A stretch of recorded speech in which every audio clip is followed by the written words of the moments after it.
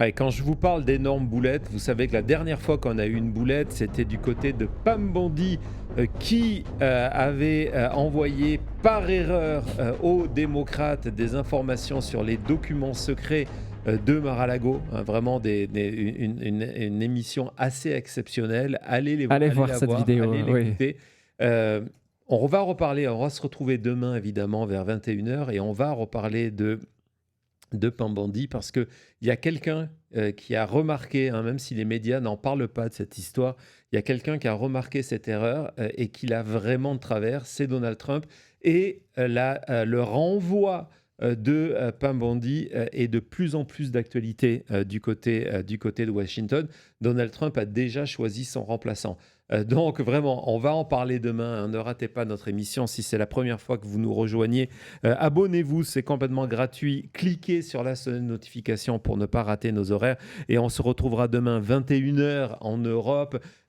15h du côté québécois pour une émission exceptionnelle. On va revenir sur ce qui s'est passé aujourd'hui à la Cour suprême avec une véritable humiliation pour Donald Trump. Je vais vous raconter ce qui s'est passé à l'intérieur de la Cour suprême et plein d'autres choses. Le lien est disponible sur notre page YouTube. Cody vous le met dans le chat pour demain. Et donc sur l'affaire Bondi. Salut Bluetooth qui lui aussi est debout alors qu'il est 2h20 du côté de la France. J'espère que tout va bien pour toi. Donc énorme boulette. Donc la dernière fois c'était la boulette de Bondi. Cette fois-ci, vraiment, ce que je vais vous raconter et ce que je vais vous montrer, c'est la boulette de la Maison-Blanche. Boulette ou acte de résistance, no kings, on ne sait C'est pas. pas. Donc ce matin, Donald Trump est allé d'abord à la Cour suprême, où ça ne s'est pas très bien passé. Il en est sorti très en colère avant la fin des débats et en claquant la porte. Vraiment, je n'exagère pas. Et au-delà de ça, plus tard, il avait un rendez-vous, un événement privé qui était fermé aux médias, où, semaine de Pâques, il recevait ces groupes de pasteurs.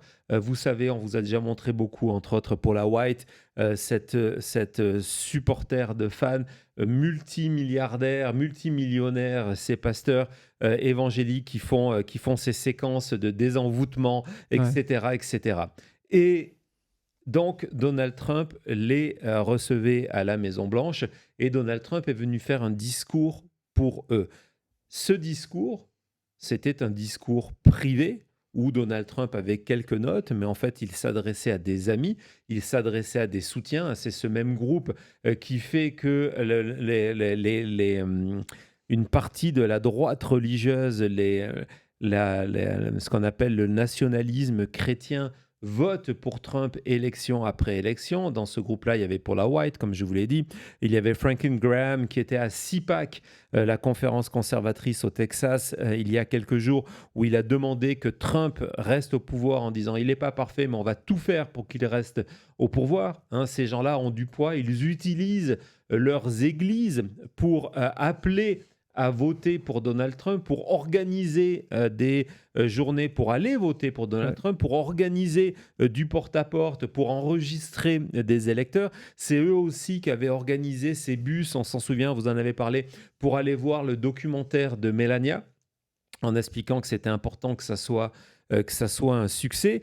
Et donc Franklin Graham, un des pasteurs les plus connus des États-Unis, il y a quelques jours, a quand même dit publiquement dans ce CPAC qu'il fallait tout faire pour que Donald Trump reste, même si la Constitution ne permet pas à Donald Trump de rester au-delà de 2028.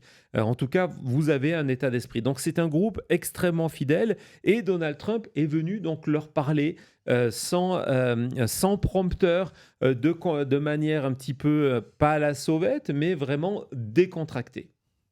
Et évidemment, les journalistes n'étaient pas admis à cette réunion, à ce moment. C'est vraiment pour un cadre de gens que Donald Trump compte utiliser pour les élections de midterm et que derrière lui, J.D. Vance était là d'ailleurs.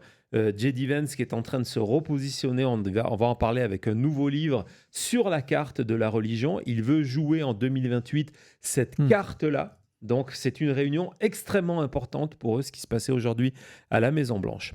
Pourquoi je vous dis ça?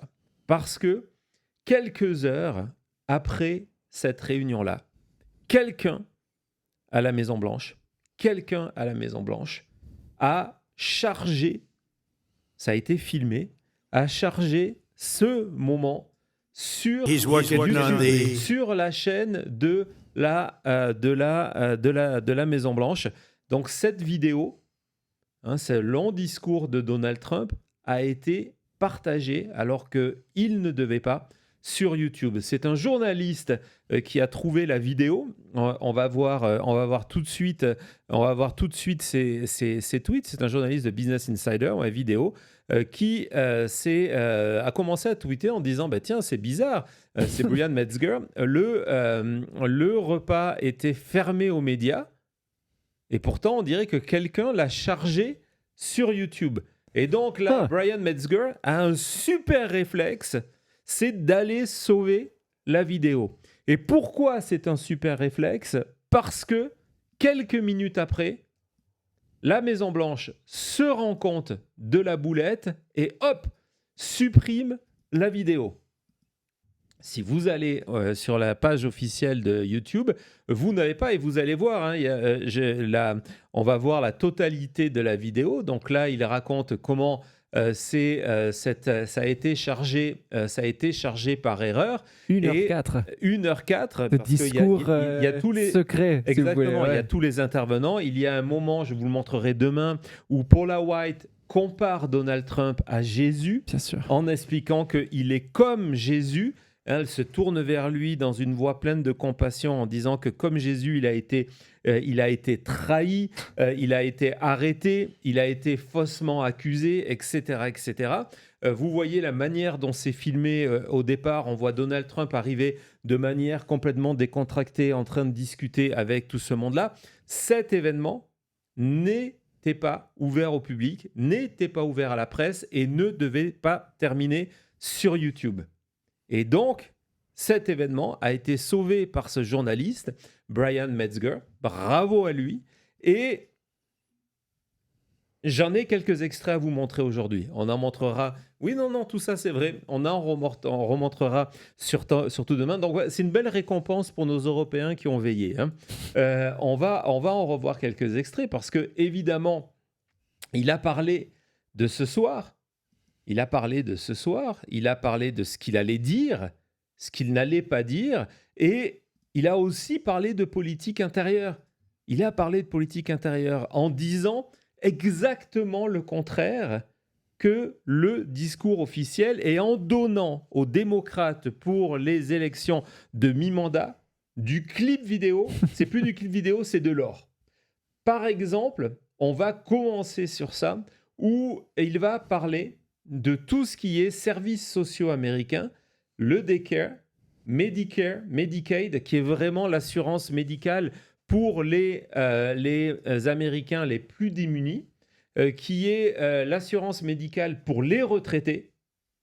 Et donc, depuis des années, du côté démocrate, on dit que du côté de l'administration Trump, s'il est réélu, un de ses plans, c'est de couper ce genre d'aide. Évidemment, du côté de Trump, on va le réécouter. Il dit non, c'est pas vrai.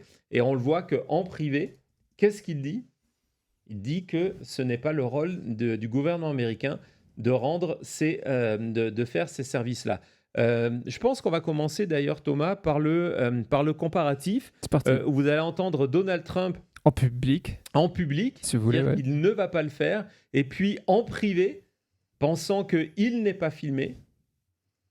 Et d'ailleurs, vous allez voir que, je ne sais pas si cet extrait, on voit qu'il a du mal à parler, il est fatigué, il a du mal à respirer. Donc, il n'est vraiment pas en contrôle, mais il sait qu'il est avec ses amis. Vous allez voir qu'il explique que non, il faut aller couper tout ça. Vas-y, Thomas. Laura. Steve Doocy, Peter, I'm not going to touch Social Security, Medicare, Medicaid. It's not possible for us to take care of daycare, Medicaid, Medicare, all these individual things. They can do it on a state basis. You can't do it on a federal. We have to take care of one thing, military protection. We have to guard the country. Donc voilà, on ne peut pas s'occuper de la Social Security, de Medicaid, Medicare. La seule chose où il faut mettre de l'argent, c'est l'armée pour protéger le pays. Assez ironiquement, il y a quelques jours, Marco Rubio, lorsqu'il revenait sur le régime iranien, et évidemment ce n'est pas un support du régime iranien ce que je vais dire, lorsqu'il revenait sur le régime iranien, il expliquait que les Iraniens étaient dans la misère parce que justement tous les revenus iraniens étaient passés dans de l'armement. Et en gros, c'est ce que vient de poster Donald Trump. On va vous montrer quelques extraits, j'en montrerai sûrement d'autres demain. Évidemment, à un moment, J.D. Vance étant là, et il a voulu faire une blague sur J.D. Vance, on va voir ce moment. I'm not going to touch Social Security, Medicare, Medicaid. It's not possible. The White House, including Vice President J.D. Vance. I think J.D. is J.D. here. Where is J.D.? Yeah. Oh, J.D. He's lost weight. He got a little thinner, and I'm looking for a heavy set gentleman, and now I find a perfect looking specimen. He's doing a great job. Donc Donald Trump qui cherche JD, et puis d'un coup il voit JD. Oh JD, t'es là? Et là il explique qu'en fait il a perdu du poids. Wow. Depuis hier, JD Vance a une nouvelle photo officielle où effectivement il a moins de poids, plus son nouveau livre qui va sortir, plus son positionnement religieux. Je pense que l'idée que peut-être il ne va pas se présenter en 2028, c'est à voir. JD 2.0. C'est le JD 2.0. Sans sofa. Et donc, on arrive au moment de ce discours de ce soir. Déjà, il faut le savoir, le discours de ce soir, je vais vous expliquer, c'est dans maintenant 30 minutes, c'est un moment rare dans l'histoire des États-Unis. C'est quelque chose d'extrêmement solennel, soyons clairs. C'est quelque chose qui se passe rarement, où la Maison-Blanche est obligée de demander la permission aux médias, de dire, voilà, on a ce discours qui est extrêmement important, on va vous demander de suspendre les programmes pour 20 minutes. Donc, c'est un côté solennel. C'est la première fois depuis 32 jours que le conflit, la guerre en Iran a commencé, que Donald Trump prend un cadre solennel pour s'adresser aux Américains. Jusqu'à présent, il refusait de le faire. C'était cette idée de communication de dire c'est une petite excursion, c'est une opération militaire, donc ça ne nécessite pas, même s'il y a eu des victimes américaines, ça ne nécessite pas une déclaration officielle qui donnerait beaucoup trop d'importance à quelque chose qui n'est pas important. C'est le positionnement de la Maison-Blanche. Donc, il va faire ça. Mais vous allez voir que plus tôt dans la journée, lorsque il sait qu'il n'est pas filmé, il va expliquer qu'en fait, ce discours, c'est pas grand-chose, que dans la réalité, ce qu'il va faire, c'est qu'il va simplement expliquer au monde combien il est extraordinaire. The White House, including tonight, I'm making a little speech at 9 o'clock, and basically I'm going to tell everybody how great I am.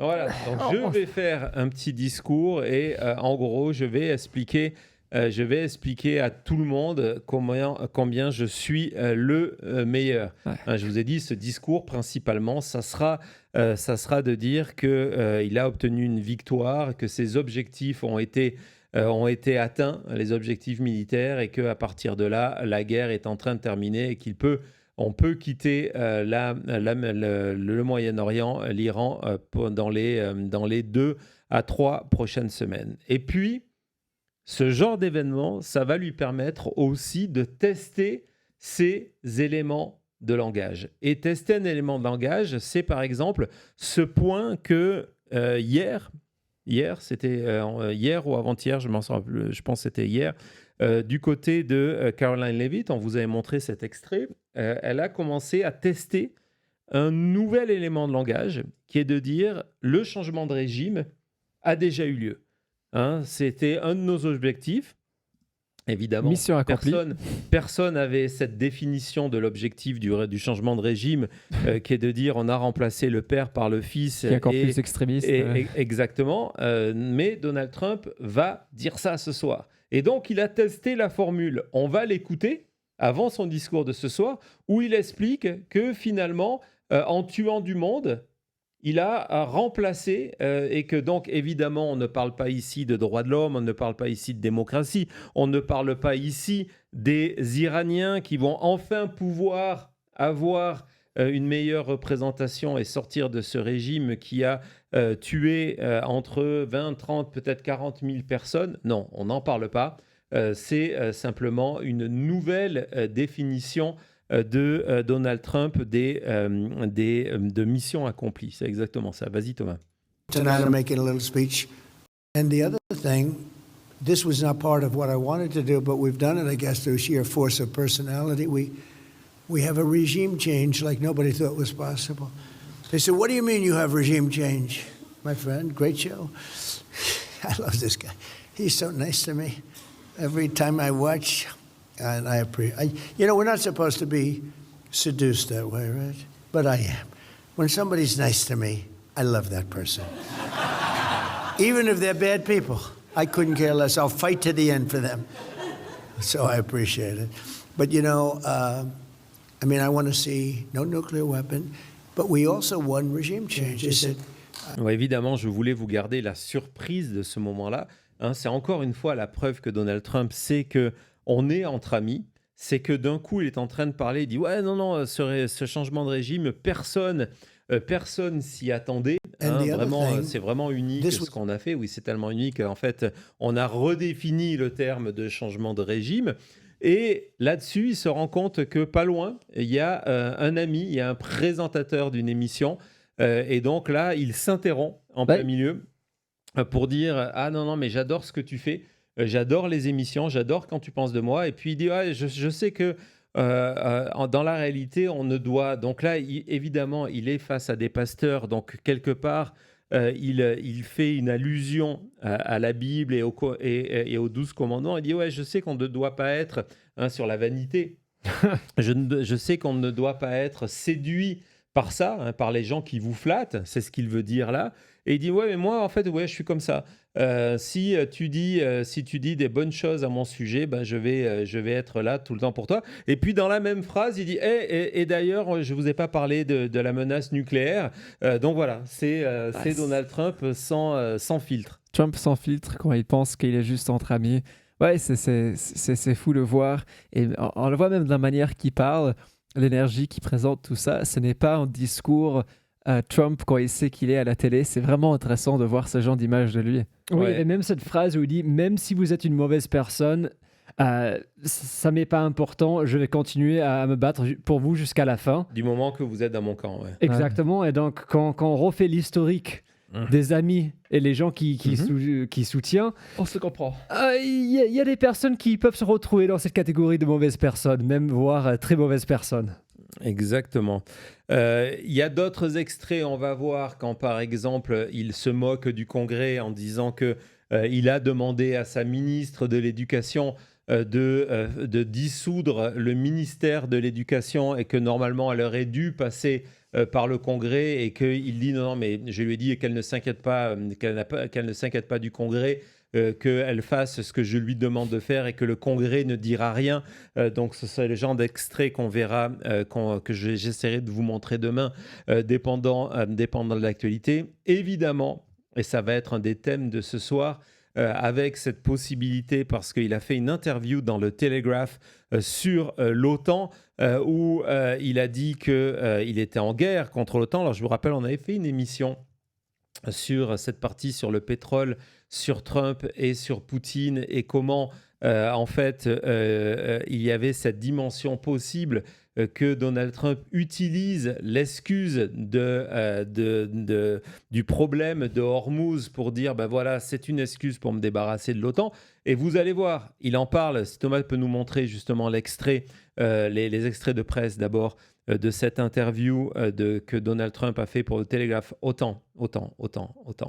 Voilà, sur cette interview-là, je pense de manière extrêmement forte, extrêmement sérieuse à quitter l'OTAN. Évidemment, on reviendra sur est-ce que c'est possible, est-ce que c'est pas possible, est-ce qu'il y a des lois, etc., etc. On y reviendra dans notre émission de demain. Et donc là, regardez cette formule de Trump quand il dit « Ah, j'ai jamais été séduit par l'OTAN. L'OTAN ne m'a jamais intéressé. » Ouais. On le sait pourquoi, vous le savez, on y reviendra évidemment depuis 1987 et son texte publié moins de 2 mois après son voyage à Moscou. Et donc, toujours en sachant qu'il n'est pas filmé et testant des éléments de son discours, un discours dans une vingtaine de minutes, Donald Trump parle de l'OTAN. Vas-y Thomas. And the other thing, many of them said, we'll be there after the war is completed. And so I learned about NATO. NATO won't be there if we ever have the big one. You know what I mean by the big one. We ever have the big one, hopefully we won't. Relationships very good with the big one, better than with NATO. But they won't be there. And we spend billions, you know. We didn't have to go into Ukraine. Ukraine's thousands of miles away across the ocean. We helped them. We had a president who's a stupid individual. Gave him $350 billion, got nothing for it. Gave him so much money, used so much ammunition. We're making ammunition all over the place because we need it, because he gave so much away to Ukraine. Got nothing for it. And I sell them ammunition. You know, the European Union pays for it. What the hell? They have to do something, right? So they're good for paying for it. But everything we sold, we did. But I just want to tell you, NATO treated us very badly, and you have to remember it, because they'll be treating us badly again if we ever need them, and hopefully we're never going to need them. I don't think we will need them. I don't think they can do very much. I actually asked UK, who should be our best. In fact, the King is coming over here in 2 weeks. He's a nice guy, King Charles, but should be our best, right, Brooke? But they weren't our best. I said, you have 2 old, broken-down aircraft carriers. You think you could send them over? Oh, I'll have to ask my team. I said, you're the Prime Minister. You don't have... No. I have to ask my team, President. My team has to meet. We're meeting next week. Oh, next week? But the war already started. Next week, it's not good. The war's going to be over in 3 days. My prediction, it turns out. Donc, vous voyez, Donald Trump sans filtre, il se moque évidemment du Premier ministre anglais en l'imitant. Plutôt, il s'est moqué d'Emmanuel Macron en se demandant s'il s'était remis de la claque que Brigitte Macron lui avait donnée, en expliquant qu'il était battu par sa femme. Parce qu'encore une fois, c'est un discours qu'il tient. Il ne sait pas qu'il est filmé, il ne sait pas que tout ça sera diffusé. Donc là, on le voit s'attaquer aux Anglais, s'attaquer à l'OTAN en disant que de toute façon, c'était toujours un mauvais traité et que c'était un test et que l'absence de l'OTAN a prouvé qu'on n'avait pas besoin de l'OTAN et qu'il serait jamais là pour nous, évidemment, il revient sur l'Ukraine, il confirme quelque part qu'il y a un problème de munitions. Parce qu'il dit, voilà, s'il y a un problème de munitions, c'est parce qu'en fait, c'est Biden qui était super stupide, qui a donné toutes nos munitions à l'Ukraine. Donc voilà, on est obligé d'en avoir. Hier, on vous avait expliqué pourquoi il y avait une véritable pression sur Donald Trump, parce qu'il y avait des stocks de munitions qui allaient être terminés le 12 avril prochain. Donc, il fallait aller super vite. Et puis, avec un mépris complet, il parle de l'Union européenne en disant, voilà, ils sont bons qu'à une seule chose, c'est qu'ils ont de l'argent. Et donc, désormais, on ne donne plus d'argent, on ne donne plus de munitions à l'Ukraine. En fait, on vend ces munitions aux Européens qui, après, les distribuent à l'Ukraine. Et donc, voilà. Donc, c'est un discours de quelqu'un qui est tout sauf un allié à la fois de l'OTAN et un allié de l'Europe. C'est clair, mais c'est encore plus clair à ce moment-là. Dans le même esprit, il va revenir sur son désir de récupérer, de garder le pétrole iranien. D'abord en prenant, vous allez le voir, sans filtre, encore une fois, en expliquant combien les États-Unis sont en train de s'en mettre plein les poches du côté du Venezuela, qu'ils sont en train de prendre de quoi rembourser les coûts des opérations et que c'est fait et qu'il va y avoir tout ce pétrole qui est pris au Venezuela. Vous allez voir, c'est troublant la formulation. On le sait, hein, on a fait une émission, dans le cadre d'une émission, on en a parlé ensemble. Et puis après, il va basculer sur le pétrole iranien en disant que si ça tenait qu'à lui, il serait resté, donc ça veut dire qu'il va annoncer le départ, qu'il serait resté en Iran pour récupérer le pétrole, qui a toujours été sa volonté politique, hein, depuis les années 80. On vous a montré tous ces documents-là, toutes ces vidéos, mais que le problème, c'est que les Américains ne sont pas patients. Ça veut dire quoi ? Ça veut dire que Donald Trump est au courant de ce qui est en train de se passer par rapport au prix de l'essence. Hein, le prix de l'essence aux États-Unis qui a dépassé, Thomas, si tu peux nous le montrer, qui a dépassé les 4 $, le gallon en moyenne à travers le pays. Ça, c'était la moyenne aujourd'hui de 4,64. Je vais vous montrer, souvent on dit oui, mais ça, c'est une moyenne. Regardez à Las Vegas. Les prix de l'essence. J'ai pas envie de le regarder. Non, mais regarde pas. Regardez avec l'essence régulière à 5,29 et 9 dixièmes, ouais, donc 5,30. Donc Donald Trump sait ça et s'est rendu compte que son discours de short-term pain et long-term gain ne fonctionne pas, que les Américains n'auront pas la patience. Et donc, il dit, voilà, j'ai été obligé de changer d'idée sur le pétrole parce que ce pays, donc il critique les États-Unis, il critique les Américains, ne sont pas assez patients et ne me laisseront pas le temps d'aller récupérer leur noir iranien. On écoute. Many of them said, we'll be there after the war is completed. And now we're working with Venezuela, and we've taken in many times the cost of the attack, many times.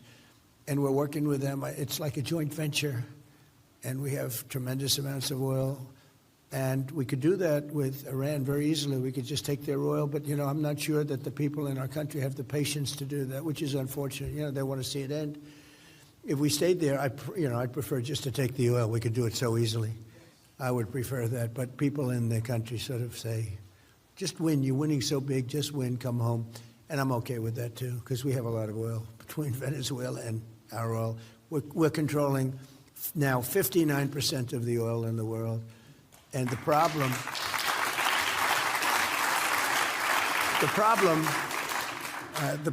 that we have is we really don't need any more oil. It'd be nice to take it, but we don't need it. Ce moment sans filtre est complètement fou, vraiment. Hein, c'est Donald Trump qui dit, mais maintenant on a tellement de pétrole parce qu'on a récupéré le pétrole du Venezuela plus le nôtre. Ensemble, on arrive à avoir 59% de la production pétrolière du monde. Donc voilà. Et si ça tenait qu'à moi, on aurait fait ce qu'on fait au Venezuela du côté de l'Iran, mais the people of this country. Ouais. The people of this country. Donc les Américains n'ont pas cette patience. En gros, ça veut dire, comme je vous l'ai dit, il reproche aux Américains de souffrir aujourd'hui et de le dire. Thomas, est-ce que tu peux nous montrer cette vidéo d'un électeur de Trump du côté de la Floride? Encore une fois, on vous en avait montré, qui vraiment est en train de craquer sous la situation économique. Vas-y, Thomas. And now we're working with Venezuela. Right now, I'm paying $2,600 a month for my rent. You know what I mean? And that ain't no bills included. You know what I mean? Like, this is really, really, really, really hard. My wife's about to be pregnant. She's due in about next week. And it is extremely difficult. If you could pick one word to describe the state of the economy right now, what would that one word be? All f***ed up. All f***ed up. It's not at... It's because it's all over the place. What's your message to President Trump about these gas prices right now? I would say we need help with it. You know what I mean? Because we're citizens and we have to pay these prices, and it's not easy. It's not easy at all. What's the point of this war? Are you happy that we're in this war? No, I don't think we should have anything to do with it inside of our country. You know what I mean? Like, well, I think that it's completely wrong when we go to other countries and go to war over there. If they're not coming over here with that bullshit, leave that shit alone. Alors voilà, comment vous pouvez résumer la situation économique, c'est tout foutu en l'air, tout pourri, c'est tout F-up. Je vous laisse aller vérifier de ça. Et donc, Donald Trump le sait. Il sait que ces gens-là, dans quelques mois, nous sommes le 1er avril, ce que j'expliquais ce matin dans mon en direct depuis mon bureau sur Maintenant Média, c'est que j'avais discuté avec un consultant de campagne, y compris campagne présidentielle du côté républicain, et qui m'avait dit que oui, évidemment, nous ne sommes pas encore en novembre, mais historiquement, Donald Trump avait jusqu'au mois de mai pour espérer faire mieux, renverser la vapeur, parce que sinon, la situation économique serait imprimée dans les consciences des électeurs qui se diraient tiens, je n'ai pas pu faire des réservations de vacances cette année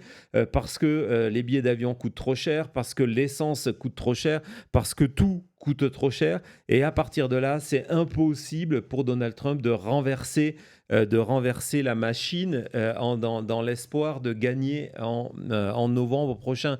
Et donc, il sait. Et quand il dit, voilà, ça tenait qu'à moi, on aurait fait ce qu'on a fait au Venezuela, où il explique cette phrase au début en disant, on prend, we take it, on s'empare du pétrole. Au-delà du coût de la guerre, c'est plus une histoire de rembourser le coût de notre intervention pour enlever Maduro. On a pris tellement plus et on continue à en avoir. On n'a plus besoin de pétrole. Nous sommes devenus la première puissance pétrolière au monde. Et c'est dans cet état d'esprit que du coup, lorsqu'il va parler de Hormuz, et je suis persuadé que c'est à peu près le discours, même s'il dira différemment, que l'on va entendre dans 10 minutes, Donald Trump, ne sachant pas qu'il est filmé, Donald Trump, ne sachant pas que cette vidéo va apparaître pour quelques minutes seulement sur YouTube et grâce à un journaliste va être récupéré et est en train de devenir viral, il dit quoi ? Il dit, mais attendez, c'est pas mon problème. Les Français... Il cite les Français, il dit c'est aux Français d'aller récupérer le détroit d'Ormuz. Les Européens, les Asiatiques, nous c'est terminé. C'était pas mon objectif, c'est fini pour moi. Qu'ils aillent se débrouiller, qu'ils aillent, j'allais dire, se faire cuire un œuf, comme on disait il y a très très très longtemps. Plus avec l'économie en ce moment. Non, exactement. Et donc on va écouter ce moment complètement fou encore une fois de Donald Trump. C'est parti, Thomas. Right now, I'm paying $2,600. Why should we? The problem with the Strait is they can have one terrorist there with a machine gun someplace, and they'll say, "Oh, it's not totally clean," So let them do it. Let France do it. They get a lot of oil from the Strait. Let the European countries do it. Let South Korea, who was not helpful to us, by the way. Let South Korea. We only have 45,000 soldiers in harm's way over there, right next to a nuclear force. Let South Korea do it. Let Japan do it. They get 90% of their oil from the Strait. Let China do it. Let them all do it. What the hell are we doing it for? All I want to do is make sure they don't ever have a nuclear weapon. And the other thing, this was not part of what I wanted to do. Donc voilà, donc vous avez ce moment, Donald Trump, où donc il est en train d'expliquer sa nouvelle position. Pendant des semaines, le discours de Donald Trump, les fuites qu'on avait dans les médias, c'était que on considérait que ça serait un échec, que Donald Trump ne pouvait pas partir de l'Iran sans avoir trouvé une solution pour Hormuz. Et il s'est rangé derrière sur l'idée de se dire tiens, Hormuz, c'est pas mon problème, on n'en a pas besoin. Oui, c'est moi qui ai tout cassé, mais ce n'est pas moi de réparer. Pendant des années, c'était justement ce qu'on disait du côté des États-Unis, c'était le contraire, que quand on casse quelque chose, on doit le fixer. Du côté de Trump, c'est dire j'en ai pas besoin, laissez les Français se débrouiller, laissez les Européens, laissez les Coréens du Sud, qui d'ailleurs ne nous aident pas. Donc, c'est à eux de se débrouiller. Donc voilà, je vous avais promis que c'était vraiment un moment exceptionnel. Il y a d'autres extraits que je vous passerai très certainement demain dans notre émission, très certainement encore une fois une édition spéciale que vous ne voulez pas rater. 21h, 15h, on va revenir évidemment sur ce que Trump va dire, sur ce qui s'est passé hier à la Cour suprême. On va revenir sur la le probable renvoi de Pam Bondi. Ouais, non, vraiment, ça va être une émission énorme. Donc ne la ratez pas. On se retrouve tout de suite après.